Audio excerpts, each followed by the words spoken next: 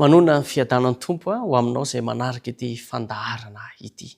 Ianareo no sakaizako ho Jesosy Kristy. Manana sakaiza isika tsy mandeha rery tsika amin'ity fiainana ity. Ao amin'ny Salamy 7:22 no anatsoantsika lesona indray hifampaherezantsika amin'izao fotoana mahafinaritra izao. Mampandriahy amin'ny amaintso izy, mitondray eo amoron'ny rano fialan-tsasatra izy. Iza moa tsy ahery ao anatin'izany teny izany. Mampandriahy amin'ny amaintso izy. Inona ny hevitra izany? Noho ny fanatrehany ilay sakaiza tsara indrindra dia Jesosy Kristy. Sy ny maha eo akaikitsika an Jesosy Kristy.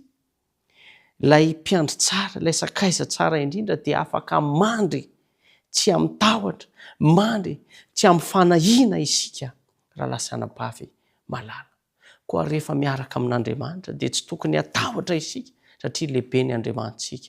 Tsy tokony hanana fanahina isika satria lehibe ny Andriamantsika ary sakaiza eo akaikitsika mandrakariva izy. Tadio fa ny fanahy masina dia pampahery nomeny Jesosy izy io talohan'izy niakatra ho any an-danitra. Dia nalahery ny mpianatra ary ameny fanahy masina izay hananatra anareo izy. Pampahery atsika ny fanahy masina, mpanolo-tsaina atsika ny fanahy masina, mpanampy atsika ny fanahy masina ary mahatonga atsika ahatsapa ny fikarakaran'i Kristy, ilay mpiandry tsara, ilay sakaiza tsara indrindra, ny fanahy masina. Ka tena zava-dehibe tokoa ny angatantsika izany fanahy masina izany eo amin'ny fiainantsika isan'andro isan'andro satria mila pampahery isika, mila mpanolo-tsaina isika, mila mpanampy isika koa aoka angataka ny herin'ny fanahy masina mandrakariva mba ao anatintsika tsiraray avy. Faharoa dia eo amin'ny amaintso. Inona ny hevitra zany eo amin'ny amaintso? Ny amaintso ao anatin'ity tontolo kevitra ity dia midika hoe tenin'Andriamanitra, mampandriahy eo amin'ny amaintso izy. Zany hoe noho ny tenin'Andriamanitra dia tsy hanatahotra aho, tsy hanana fanahina aho fa matoky an Jesosy Kristy. Raha lasa anabavy malala, mila matoky ny tenin'Andriamanitra isika. Mila mitoky izany tenin'Andriamanitra izany isika ka ho tanteraka amintsika ny sitrapon'Andriamanitra. Eo amin'ilay tenin'Andriamanitra hoy Davida no hakako aina tsy ampanahina. Ka izany koa ny ren'Andriamanitra ho anao izay manaraka izao fandaharana izao.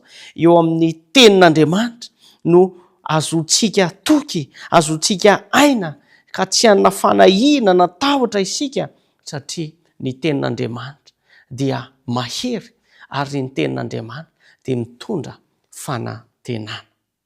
Ao amin'ny Jaona 1:30 dia izao no voalaza ny tenin'Andriamanitra. Dia hoy Jesosy tamin'ny Jiosy izay nino azy, raha maharitra amin'ny tenika ianareo dia ho mpianatro tokoa.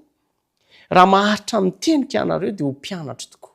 Raha lasa anabavy malala, mila maharitra amin'ny fanarana Jesosy Kristy. Mila maharitra ary maharitra ao anatin'izany tenin'Andriamanitra izany. Izao sy anao mazoto mifandray amin'Andriamanitra amin'ny alalan'ny famakiana ny teniny ary ho tena mpianatra Jesosy Kristy, ho tena sakaiza Jesosy Kristy. Raha lasa anabavy malala, mitondra eo amoron'ny rano fialan-tsasatra izy. Mitondra eo amin'ny rano, amoron'ny rano fialan-tsasatra izy, dia Jesosy Kristy. Inona indray no hevitra izay hoe mitondra eo amoron'ny rano fialan-tsasatra izay? Raha lasa anabavy malala, ao amin'ny Jaona 7:7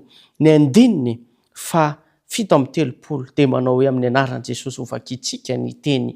Ary tamin'ny andro farany, izay andro lehibe tamin'ny andro firavoravoana, dia nitsangana Jesosy ka niantso nanao hoe raha misy olona mangeteto, aoka izy hanantonay ka hisotro. Ny fanatonana an Jesosy Kristy no ahatonga antsika ahazo izany amoron'ny rano fialan-tsasatra izany. Tianao ve ny ala sasatra? Andao hanantona an Jesosy Kristy. Jesosy Kristy ilay rano velona miboboka ao anatintsika, ilay sakaiza tsara indrindra dia hitoetra ao anatintsika tsiraray avy. Rahalahy malala, anabavy malala, ray aman-dreny malala, ry zandry malala, ry zanaka malala, manana mpiandry tsara isika, manana sakaiza tsara isika izay mampandry atsika ao amin'ny aimaitso, izay tia antsika ary tia amonjy aisy ianao. Koa mahireza mandrakariva mifandray amin'ny Kristy amin'ny alalan'ny teniny, amin'ny alalan'ny vavaka, fa izany no hitarika azy ianao ho amin'ny fiadanam-po sy ny fiadanan-tsaina. Hitahinao manokana ny Jesosy Kristy ary ampitoetra ny teniny ao anatinao sy ny ankonanao, ka izao fotoana izao dia hitarika atsika ho amin'ny famonjena. Iaraka hivavaka isika. Andriamanitra, misaotra anao satria nomenao izany teny izany izahay mba hampahery anay, hitarika anay, hitarika ny sainay, fa manana sakaiza tsara indrindra izay, manana mpiandry tsara izay, dia ianao Jesosy Kristy. Engane ny teninao tsy hiverina ny aminao raha tsy mahavita ny asany aminay tsiraray avy, ka izao fotoana izao dia ampahery anay ary ampiroborobo ny fifandraisanay aminao. Koa mitahiny tsiraray avy amin'ny anaranao Jesosy Kristy no anonona sy angatana ny vavaka. Amen.